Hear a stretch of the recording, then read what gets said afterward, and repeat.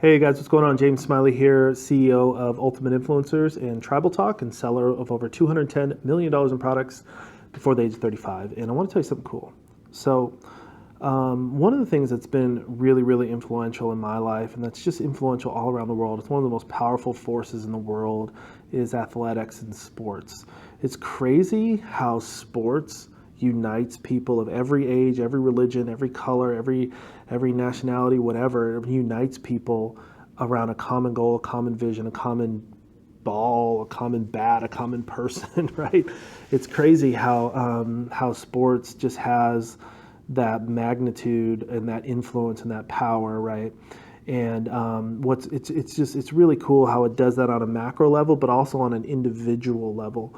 One of the things that was really influential in my life growing up was sports. I grew up.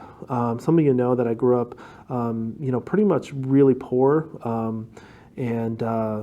know what it's like to go to the grocery store and only be able to shop on the very bottom shelf of every aisle because that's where all the cheapest stuff, was located, those kind of things. I know what that's like. And that's where I grew up. And I grew up in mostly minority neighborhoods. A lot of times, the more impressionable years of my life, I grew up in all African-American neighborhoods. I played on all African-American baseball teams and sports teams and those kind of things. And, I grew up in neighborhoods that today, it's really crazy. I think it's really weird how people in those neighborhoods now are telling people that, there's no way you're going to come out of this. There's no way you're going to be successful. There's no way you can ever make money. That's a bunch of BS. I don't know where that has come from, or if somebody's just trying to, I don't know what the deal is there, and I don't want to get into the issues of, society per se in this, but I think one of the things that really allowed me to excel, one was my father and, my mother, but really my father and, the morals and the values that he instilled in me. And he always told me that I can do anything and be anything I want to be in the world. And I think that just doesn't happen. I think that there's very few places in those societies where there are fathers, statistically. That's probably the biggest problem. The second thing is, even where there are problems or mentors, you don't have a lot of people telling people the truth, which is they can do anything, be anything they want to be. Doesn't mean it's going to be easy, doesn't mean it's going to be a cakewalk, but you can. And that's what I did. It wasn't super easy, but I went out there and hustled my way into great jobs, hustled my way to the best salespeople and one of the best salesperson in the country until I was the best salesperson in the country, and I did it for multiple companies and just went out there and kicked butt, and worked hard. And so anyway, but kind of coming back to sports, one of the things that just has always amazed me when I think back to, how did I ever end up like this? How did I end up with the house I have now? And I'm not the most richest entrepreneur in the world, but, I have almost everything I own is completely paid off, 4,000 square foot home, although, some cool stuff. I mean, some people have, twice as big as home, whatever I do.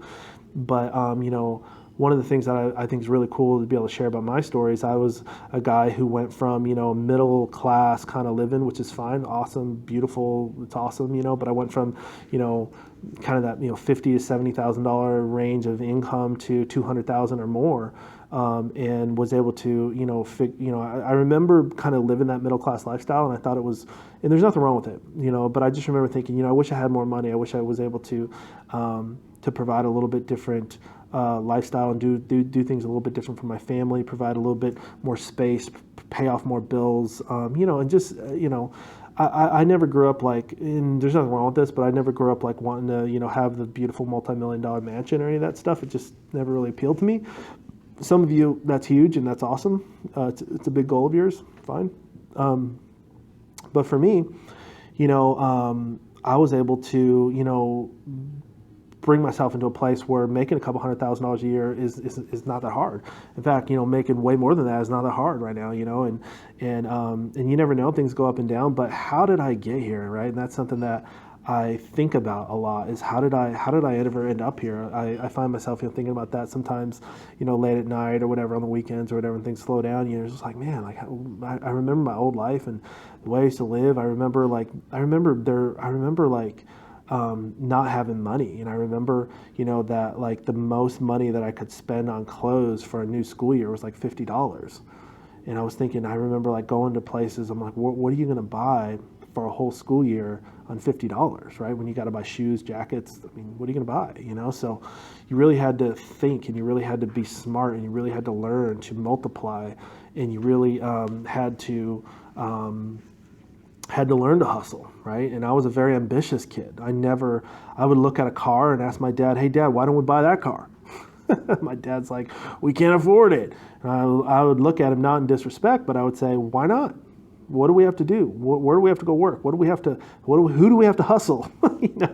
Can we talk that guy down and get that thing down $5,000, and we go over here and make an extra $5,000? And you know what I mean? Like, that's just how I thought. And I remember just being a kid thinking like that. But I never knew when I was that age that I was an entrepreneur, that I had that in me. But I look back now and I'm like, whoa, it was there the whole time, right?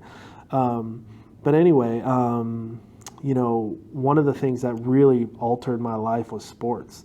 And I want to encourage you, no matter what you do, no matter what sport you choose or whatever, but I want to encourage you to get your kids involved in sports. And I don't know what sports are like. I mean, I live in Dallas now, and I think, man, do I want to get my kids involved in football or something out here where it's like a crazy religion, But I do want them to get involved in sports in some way, because I think sports has a lot to do with the reality of life.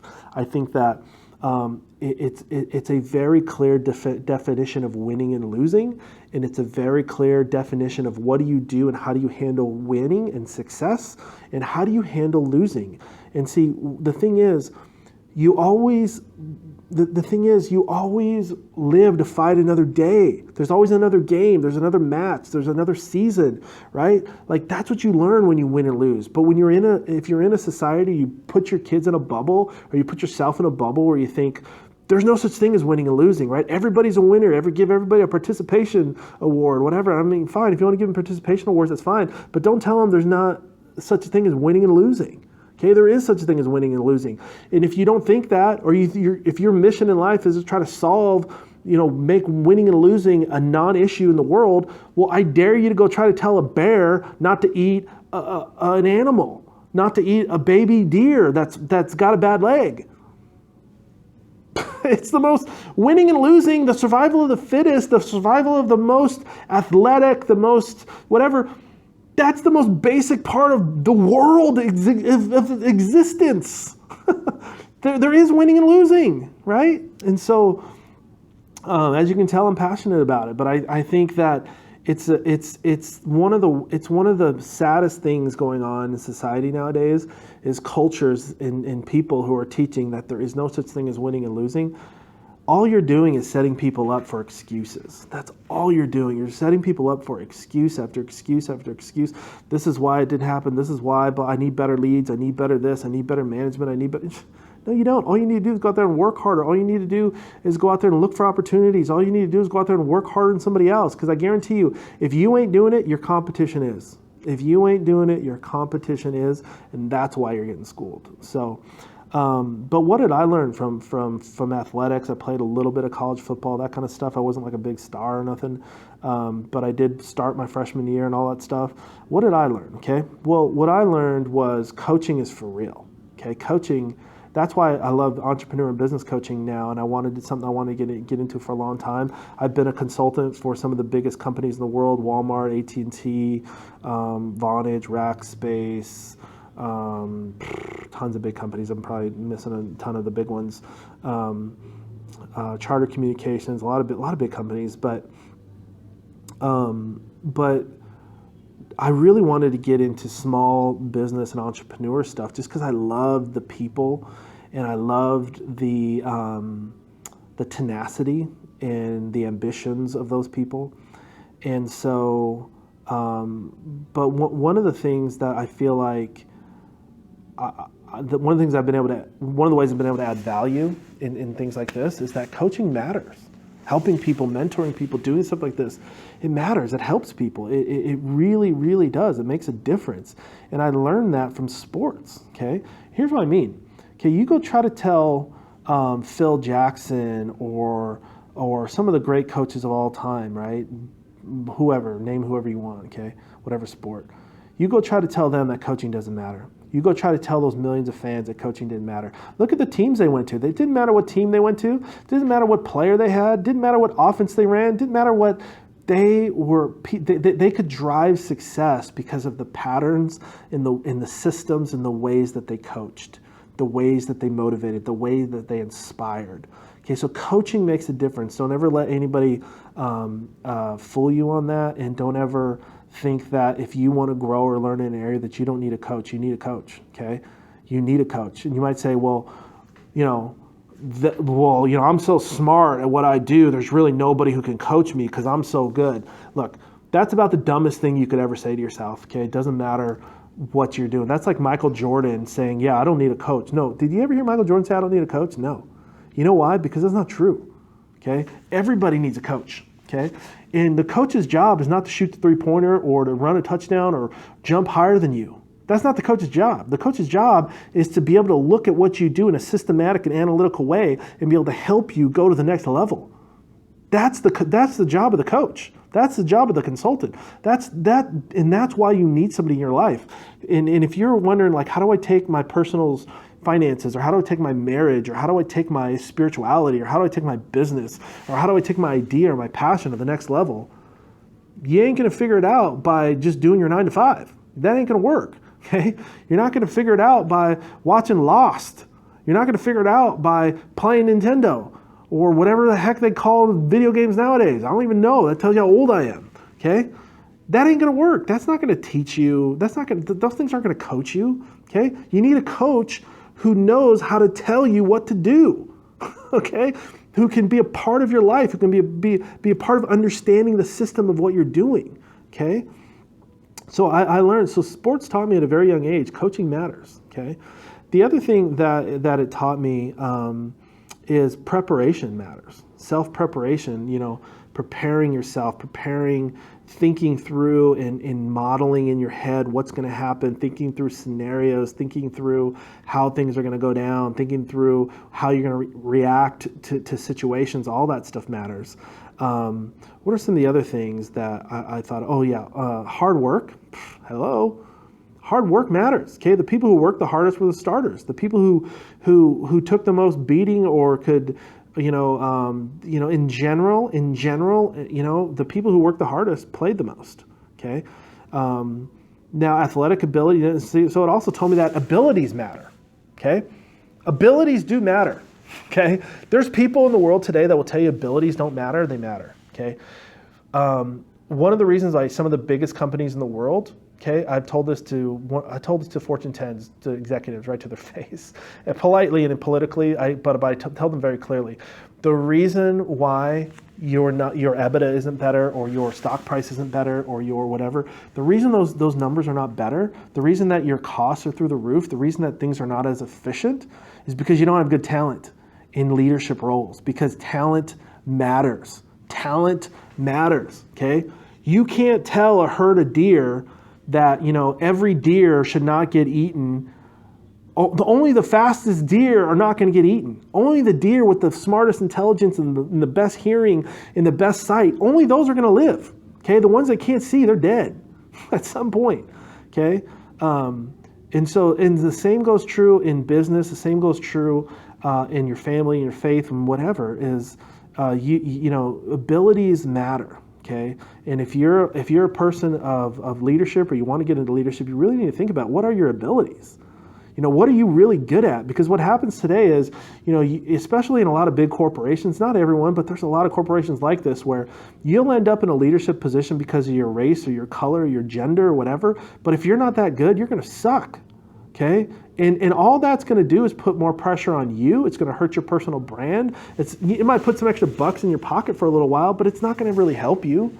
I mean, if people around you don't really respect you and they don't really think you're cut out for the job, then what the heck? I mean, think about the way that you're going to, go home and think about yourself. I mean, think about, you'll have personal stress and just things that don't need to be there. Okay, and I'm not saying anything about, picking people based on race, color, gender, any of that stuff. I'm just saying that there are systems out there today set up to try to get certain types of people in positions, and that doesn't help anybody. It doesn't help the team. It doesn't help the business. Okay, And I know the idea there is like, oh yeah, well, you know, we need more. I know that there are certain scenarios, absolutely, there are certain scenarios where having men and women makes a significant difference because they're in a very creative job, okay? But in most of the company, you don't need that, okay? You just need the most talented people in the right places, okay?